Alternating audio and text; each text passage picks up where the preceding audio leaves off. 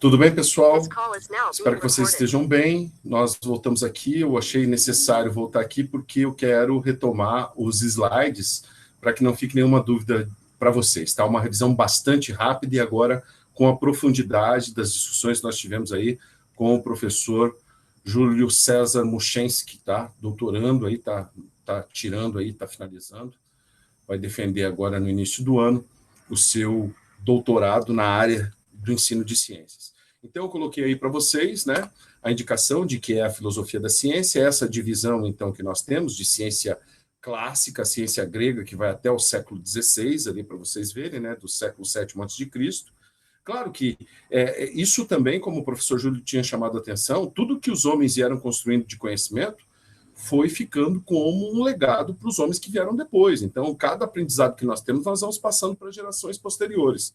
Por isso que não cabe muito aquelas visões de que o professor, por exemplo, quer que o aluno pense igual a ele. Não. O professor deve querer que o aluno pense melhor que ele, porque senão não haverá evolução. Mas também, por outro lado, a história da ciência e a história nos demonstram, nos dão evidência que a história também não é uma evolução contínua.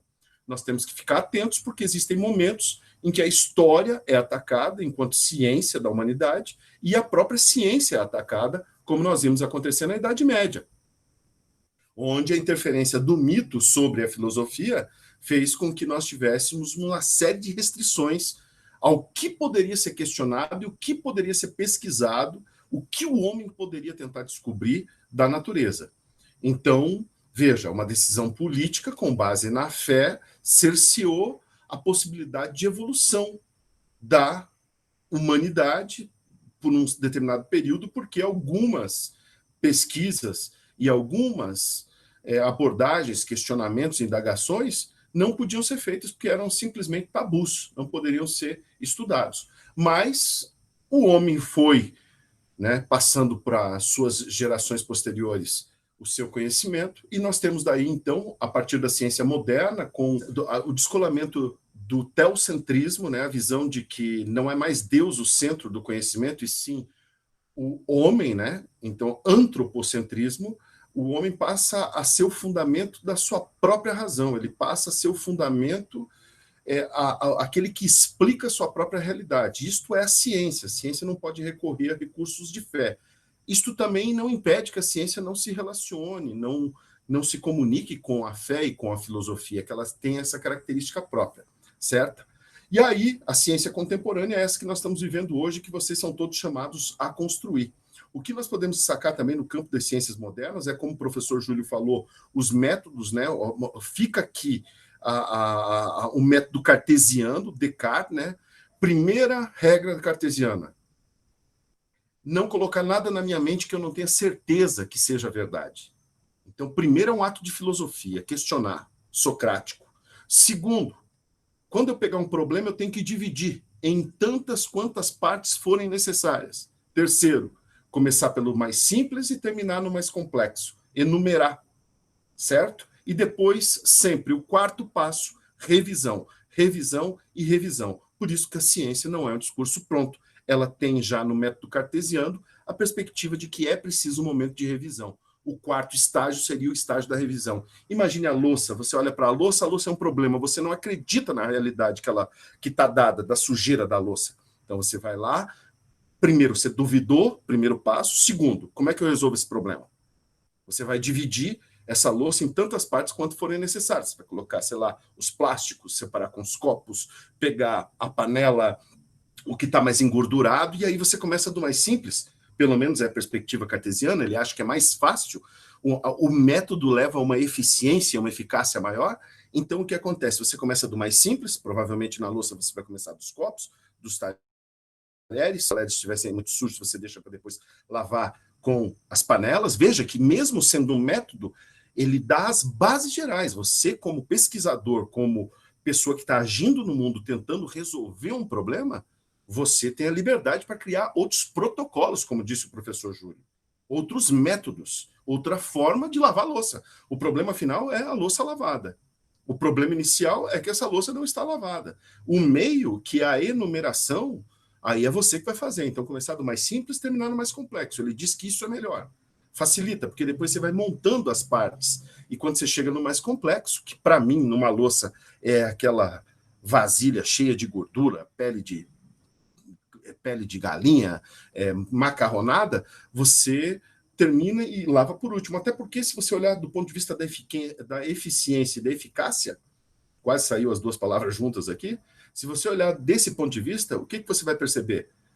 Se você lavar primeiro essas mais complexas, você suja toda a bucha, tem que limpar a bucha, gastar mais sabão. Então veja a eficácia aí. O que o Descartes está chamando a atenção é para isso.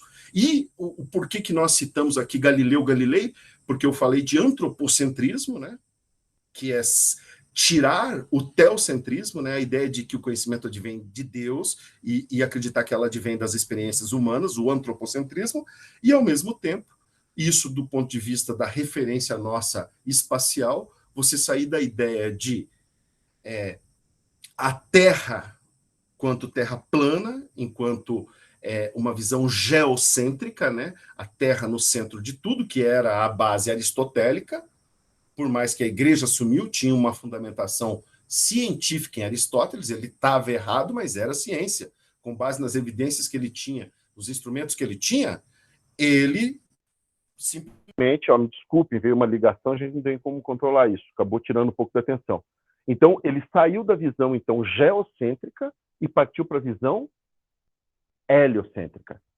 E, ao mesmo tempo, do ponto de vista filosófico, do ponto de vista científico, saímos da visão de que a Terra, como Aristóteles propunha, é o centro do cosmos, né? E como a filosofia clássica muitos apontavam, alguns questionaram isso. A gente já falou lá entre os pré-socráticos que muitos já começaram a ver sombras ou ver fagulhas de uma luz, vamos dizer assim.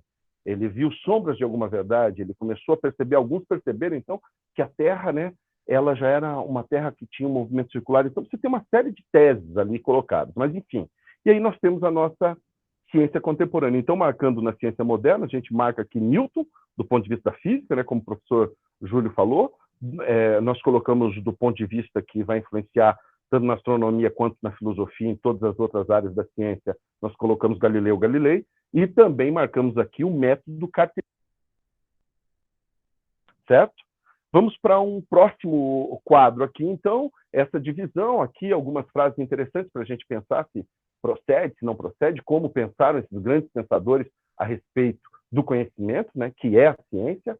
Então, para Nietzsche, por exemplo, não há fatos, mas apenas interpretações. É aquilo que o professor Júlio falou sobre o exemplo lá da sensação.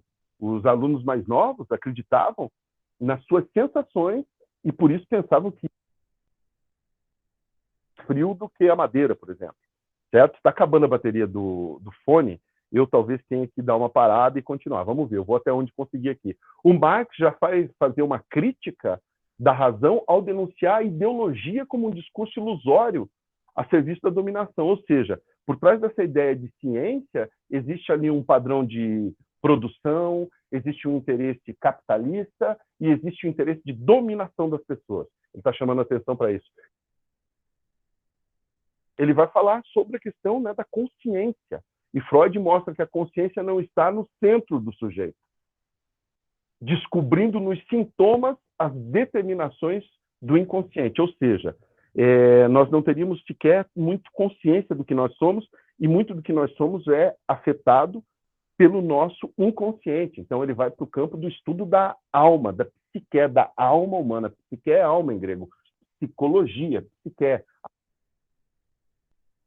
Certo? Perfeito, senhores. Vamos para mais um quadro interessante, que o professor Júlio falou sobre as mudanças de protocolo. Veja aqui, como se faz a ciência. Primeiro você tem uma observação, depois você vai fazer uma pergunta, depois que você faz essa pergunta, você vai tentar formular uma hipótese para resolver esse problema da pergunta. É o que a gente falou sobre os protocolos. Olha, se eu fizer isso, se eu entrar com essa substância, se eu promover determinados experimentos, esses experimentos que você planejou, que você formulou, né? Vai dar certo se eu fizer assim.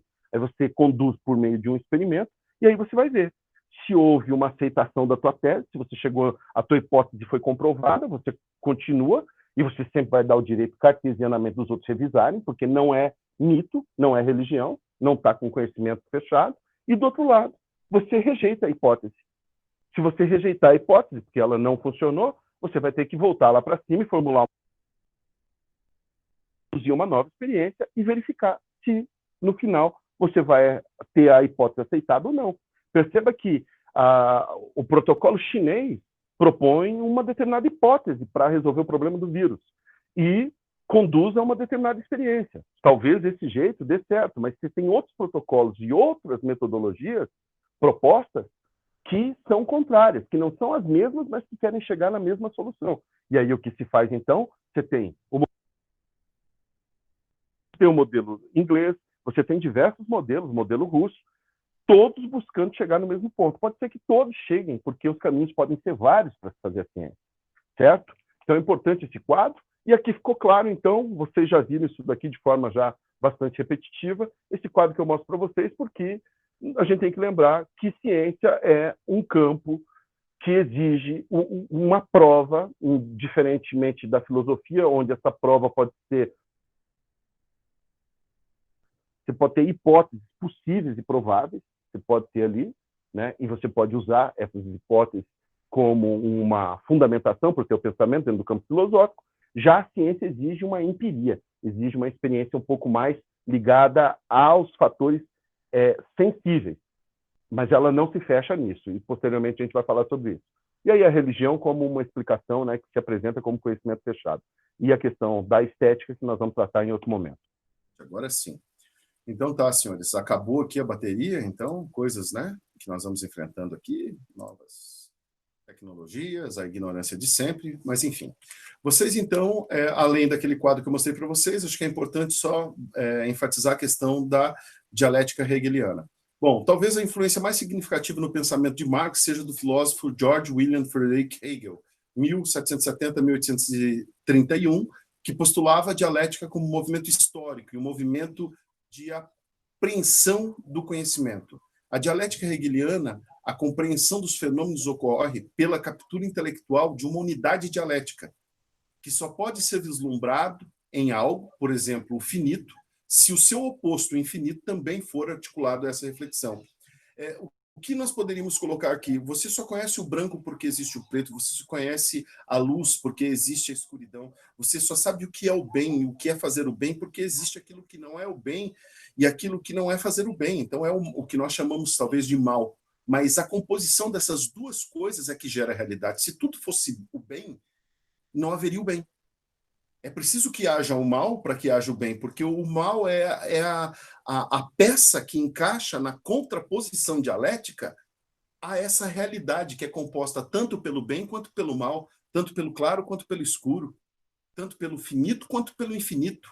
Existe uma contraposição que complementa. Imagina um pintor pintando você, ele pode pintar o que você é, o teu ser, e aí vai ter você ali naquele retrato, e ele também pode pintar você pintando tudo o que não é você nesse retrato. Se ele pintar tudo o que não é você numa paisagem com você, no final resta você.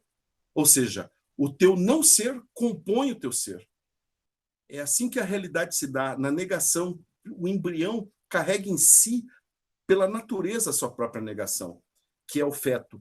E o feto carrega em si, pela sua natureza de movimento, a sua negação, que é a criança. E a criança carrega em si o adulto, e o adulto carrega em si, que o adulto é a vida, assim como, né, essa passagem, esse ser vida, ele carrega em si a sua contraposição, que é a morte. Se fôssemos todos eternos, não haveria tempo. E não haveria nem a vida. Se todos vivêssemos para sempre, não seria vida. A vida é compreendida a partir da contraposição dialética, ou seja, daquilo que não é vida, a morte. A todo instante, as substâncias que são mortas estão em luta constante com o nosso ser. Às vezes se transforma, inclusive, pelo movimento em nosso ser. Aquela alface que você comeu, aquele bicho que você comeu, aquele alimento, aquele grão, foi vida. Mas morreu e depois voltou a ser vida em você. E depois volta a ser morte. Esse é o movimento da natureza. É isso que a dialética hegeliana percebeu. O Marx foi lá e jogou isso onde? Jogou isso dentro do campo das ciências sociais. Esse quadro é um quadro que vocês podem depois se aprofundar, está só fazendo uma retomada aqui desde a dialética platônica até a analítica aristotélica, fazendo uma composição, porque o Hegel vai pegando elementos de cada lado, né? Ele bebe em Heráclito, ele retoma Heráclito, mostra que Heráclito não estava errado quando falou sobre a questão do movimento, e depois ele vai discorrendo e falando que existe uma negação interna que compõe esse ser, e vai dar essa explicação de forma muito mais, claro, consistente do que eu dei a vocês, nessas palavras que estão aí. Como aqui é uma retomada só, eu não vou me prender tanto, e qualquer dúvida depois vocês podem me encaminhar. Eu posso resumir aqui, então, que existem teses que entram em contato com antíteses, e aqui veja que o pensamento de Marx vai se construindo também na história. Você tem teses, você tem movimentos que são mais movimentos à esquerda, de repente aparece uma antítese à direita, e daqui a pouco a gente consegue centralizar, vem uma síntese. Essa síntese gera uma nova antítese, que gera uma nova síntese. Só que aí, perceba que aqui o movimento pode ser cíclico. Por exemplo, você tem a volta do fascismo, o aparecimento de movimentos neonazistas. Historicamente, se pensou que isso tinha sido já superado.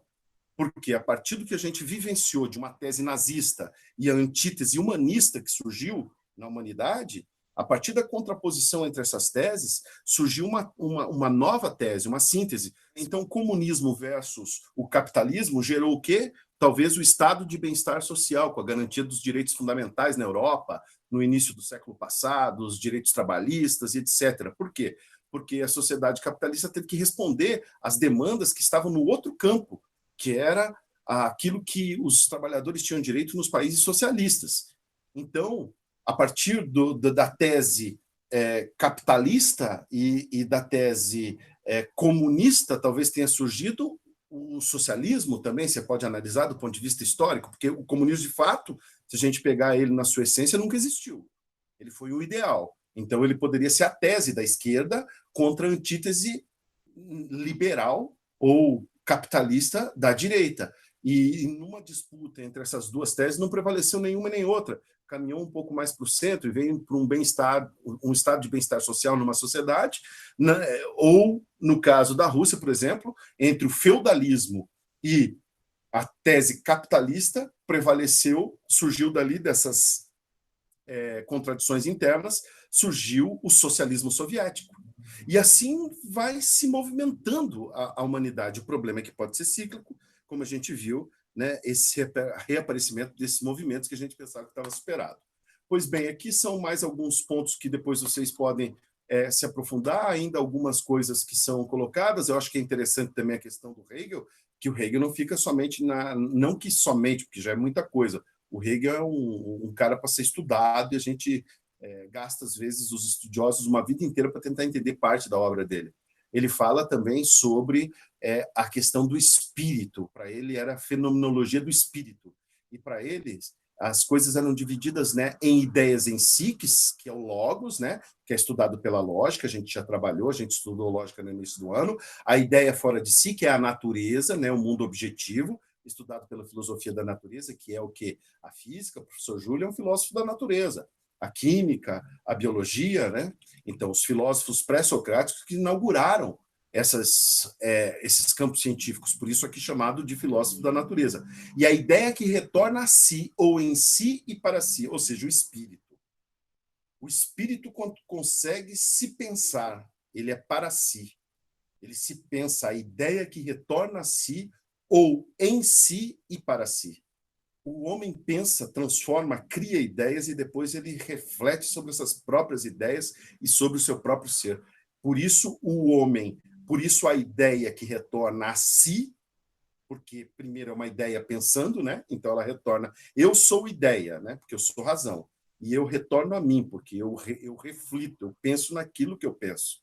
Ou o em si, que é a ideia, né? Cristalizada, objetivada em som, né? Na escrita, e o para si, esse que reflete a própria ideia.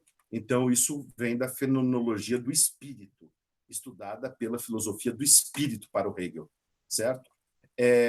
Aqui, para exemplificar com imagens, então, eu posso mostrar para vocês, né, uma ideia em si, para si, só para tentar colocar a questão do pensamento humano. Essa imagem é meramente para exemplificar, mas não é esta imagem, né? De fato, a ideia ela tem um lado da abstração, mas ela tem também um lado da objetivo, que é em si, porque você está me ouvindo agora, por exemplo, isso é objetivo, né? E esse desenho tenta exemplificar, fazer aqui uma figura de linguagem, não é um eufemismo, não me lembro agora qual que é o nome da figura de linguagem, mas enfim, a filosofia da natureza, que seria um mundo objetivo, né? O mundo em si, e aí uma certa um organograma, um quadro de explicação que faz a relação de como Hegel pensa a beleza, né? E para ele, daí, essa parte da beleza eu vou deixar para depois chegar com vocês no momento da estética. Para o Hegel, nós temos alguns estágios de consciência. Uma consciência sensível, que é aquilo que o professor Júlio falou, a gente primeiro julga o mundo a partir do que a gente experimenta, depois o entendimento e a consciência infeliz, quando a gente percebe que o mundo apresenta determinadas contingências e verdades e limitações, e eu não sou tão importante assim, por isso me vem uma infelicidade, né? Eu vejo, meu Deus, como é que eu faço para vencer nesse mundo tão gigantesco? Parece que o meu voto não vale nada, parece que a minha presença é dispensável, mas quando a pessoa vence esse estágio de infelicidade, ele chega ao espírito absoluto, quando ele percebe que ele é o espírito. Ele pode ser usado como um avatar da razão universal. Conforme exige cada época, alguns espíritos são usados como avatares da razão universal que pretende direcionar a existência em determinado sentido. Certo? Esse é um fundamento. Eu posso ser aquele que todo mundo pode ter uma ideia, mas eu posso ser aquele que sou um avatar da razão, um espírito mandado nesta época para resolver um problema da minha comunidade, porque ciência é feita por homem. Isto não significa, novamente, a arrogância de achar que o mundo está resolvido, que eu vou ser gênio ficando em casa vendo blogueiro. Normalmente, cientista é refutado por cientista.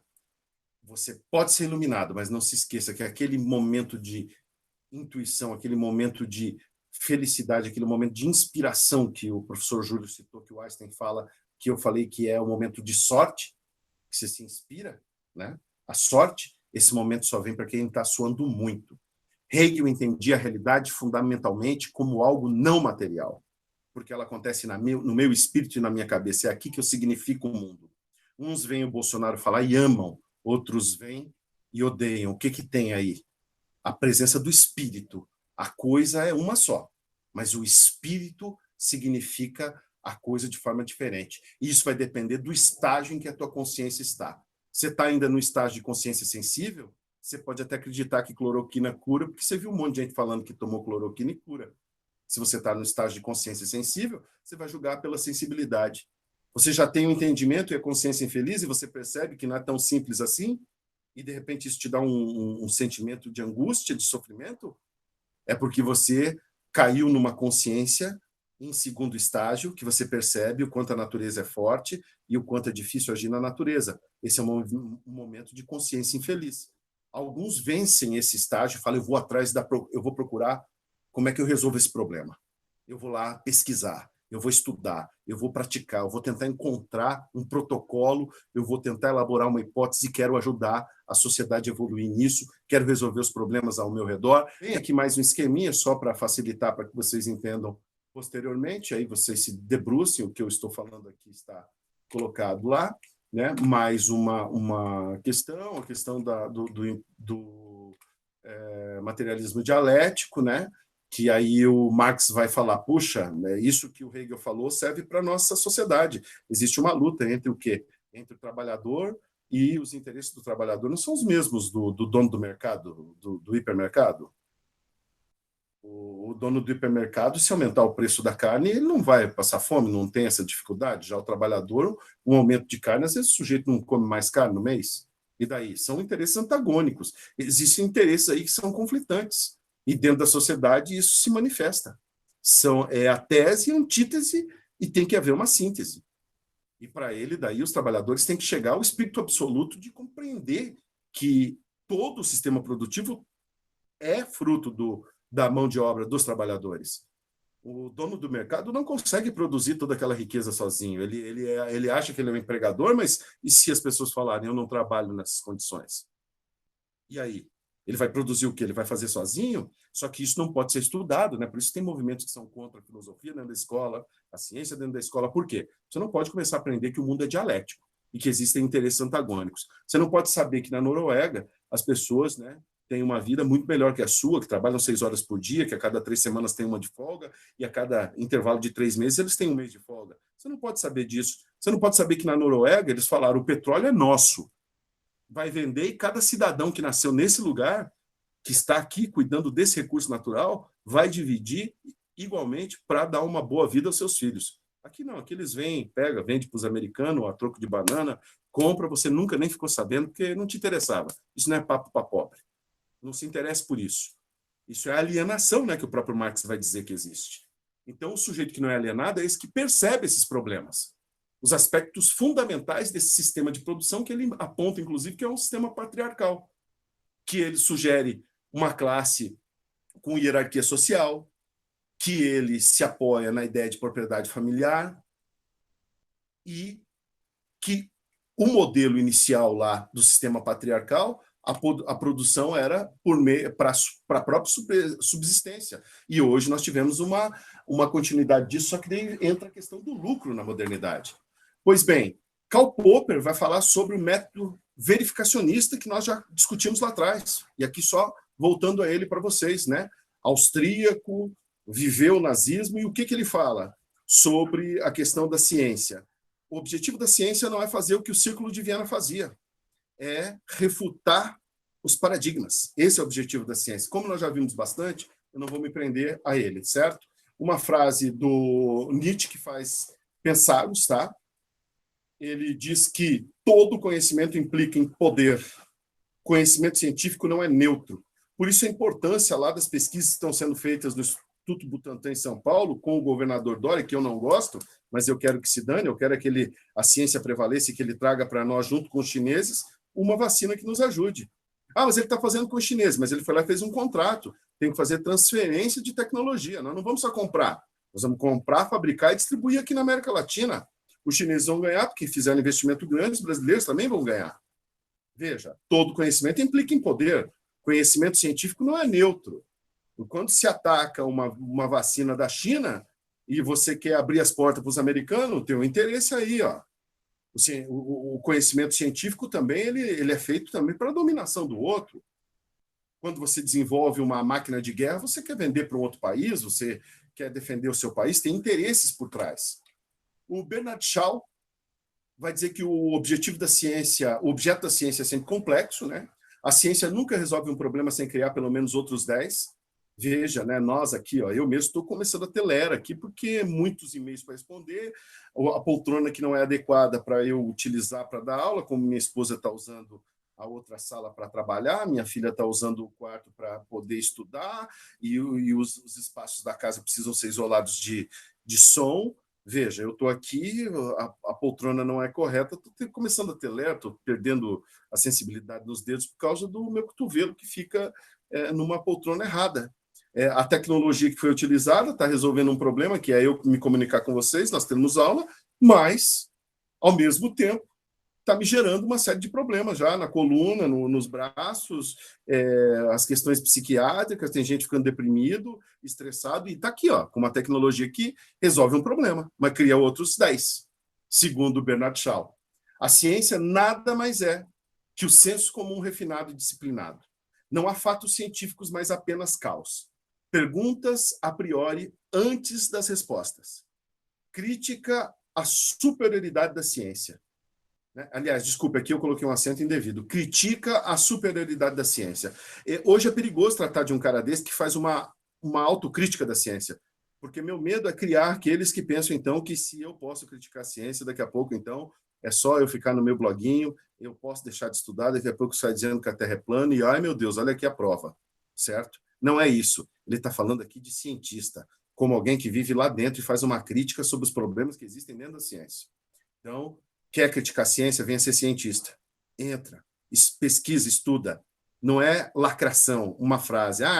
Mas essa aula é longa, nós estamos falando sobre coisa complexa. Você quer coisa superficial, vai lá, pegue lá no teu blogueiro, que sei lá qual que você gosta. Eu não sei, é teu direito, mas se nós estamos falando sobre coisas complexas, não tem como explicar coisas complexas com frases de efeito. Não é bem assim. As coisas não são tão simplórias quanto a gente imagina. Certo? o bacharel que o professor Júlio deu uma aula, eu nem vou aqui citar muito, vamos direto só para o que está aqui colocado, que já é importante só para fixar.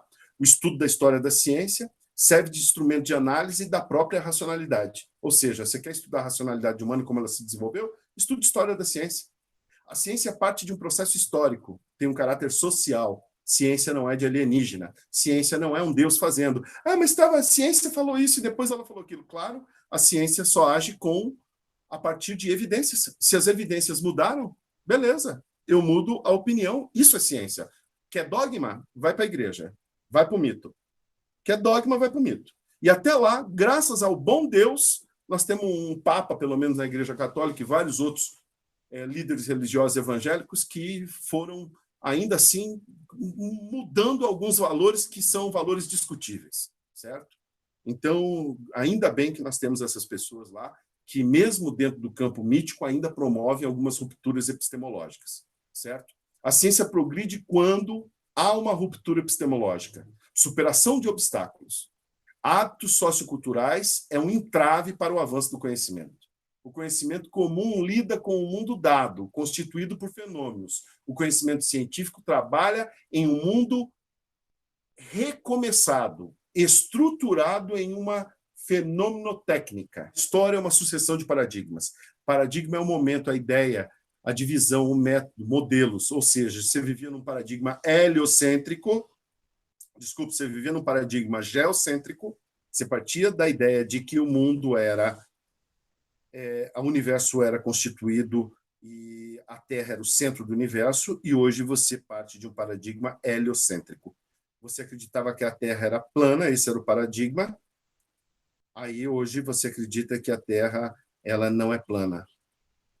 Pois bem, você está percebendo a ruptura aí de paradigmas? Foi a teoria da complexidade do Morin, me fugiu aqui na cabeça o Morin, mas Edgar Morin, ele diz o seguinte: teia que coloca como inseparavelmente associados o indivíduo e o meio, a ordem e a desordem, o sujeito e objeto, professor e aluno e todos os demais tecidos que regem os acontecimentos, as ações e as interações que tecem a trama da vida.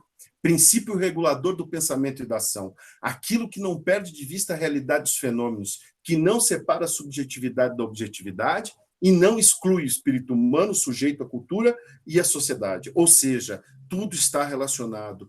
Um fenômeno físico não é só um fenômeno físico. Um fenômeno físico é também um fenômeno filosófico, sociológico, histórico, geográfico e etc. Certo? Pode ter desdobramentos biológicos e existe ali toda uma teia. O fenômeno não se resume a uma área do conhecimento. É sobre isso que Edgar Morin está falando.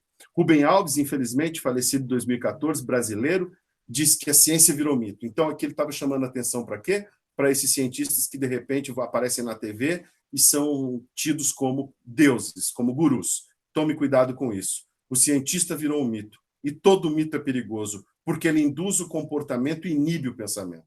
O mito induz o comportamento e inibe a razão, o pensamento. O mito induz o comportamento e inibe o pensamento.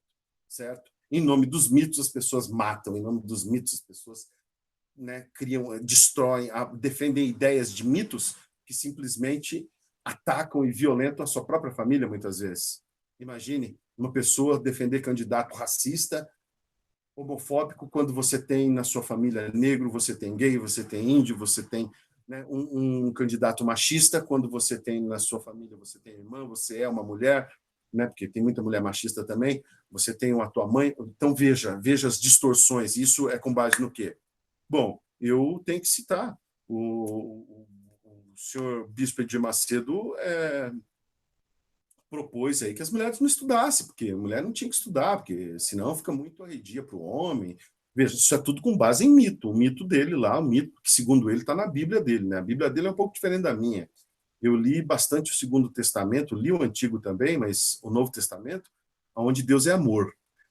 Ele não é ódio, ele não é desprezo pela mulher, né? Ele é aquele que estendeu a mão a uma prostituta e que colocou ela para sentar à mesa quando as pessoas não davam esse direito às mulheres com os homens. Ele é um cara que estendeu a mão aos leprosos, que não tinha nenhum desse tipo de pensamento aí que alguns mitos levam a gente a crer.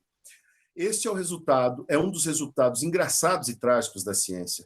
Se existe uma classe especializada em pensar de maneira correta, os cientistas, os outros indivíduos são liberados da obrigação de pensar e podem simplesmente fazer o que os cientistas mandam. Ou seja, as pessoas colocaram no lugar daquele padre da Idade Média, o Michel Foucault vai dizer o seguinte, eu não puxei o Foucault aqui, acho que ele não está aqui, mas o Foucault diz o seguinte, no lugar daquele padre da Idade Média, quando você tinha um problema da tua alma, onde você ia na Idade Média? Você ia no padre, e o padre te dava lá algumas respostas, e você saía de lá e seguia as respostas do padre. Alguns colocaram no lugar desse padre, segundo Foucault, o psicólogo. Ele tem problemas internos, aí o que ele faz? Ele vai lá e compra um discurso. Não estou sendo contra a psicologia, não é isso, de maneira nenhuma. O psicólogo é especializado naquilo. Mas ir lá como uma receita de bolo, precisa emagrecer, o nutricionista tem que me dar fórmula.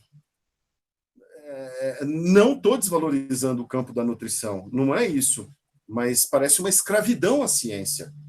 Tem gente que colocou tudo que vai fazer agora também é um endeusamento exagerado. Você vai precisar de nutricionista, claro, se você tiver com alimentação totalmente equivocada, mas espera aí, ele vai te dar um leque de opções. E também ele não é Deus, né? Você não precisa também ficar sentindo que você está com pecado, porque você não seguiu em absoluto. Bom, senhores, ainda bem, tá? Consegui, cheguei. Um abraço para vocês, fiquem com Deus, tamo junto, tá? Espero que vocês estejam bem, espero que vocês tenham oportunidade no ano que vem também, de quem não conseguir passar no vestibular, possa estar junto conosco aí estudando, que é o que vocês merecem. Um abraço para vocês.